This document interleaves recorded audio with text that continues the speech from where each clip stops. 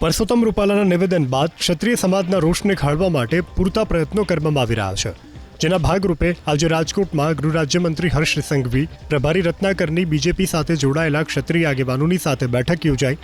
રાજ્યસભાના સાંસદ કેસરીદેવસિંહ સહિત રાજકોટ શહેર અને જિલ્લાના ક્ષત્રિય સમાજના ભાજપના હોદ્દેદારો અને સંગઠનના મુખ્ય અગ્રણીઓ બેઠકમાં ઉપસ્થિત રહ્યા. સૂત્રોના મતે ક્ષત્રિય સમાજના મતોનું નુકસાન ન થાય તે અંગે ચર્ચા કરાઈ. બીજી બાજુ અમદાવાદના ગોતા રાજપૂત ભવનમાં પણ ઓપરેશન ભાજપને લઈ અને ક્ષત્રિય સમાજની બેઠક મળી. કરણસિંહના અનુસાર તમામ સમાજનો ટેકો લેવા માટે ચર્ચા થઈ. 20થી વધુ સંગઠનોના પ્રતિનિધિઓની સાથે આ બેઠક યોજાઈ હતી. આ લડાઈ ન કેવળ એક ક્ષત્રિય સમાજની છે, આજે સામેથી તમામ સમાજો અમે સંકલન કર્યું, અમારી સાથે આવ્યા છે. એટલે અમારી આજની જે ભૂમિકા છે એ બહુ સ્પષ્ટ છે કે તમામ સમાજોને સાથે રાખી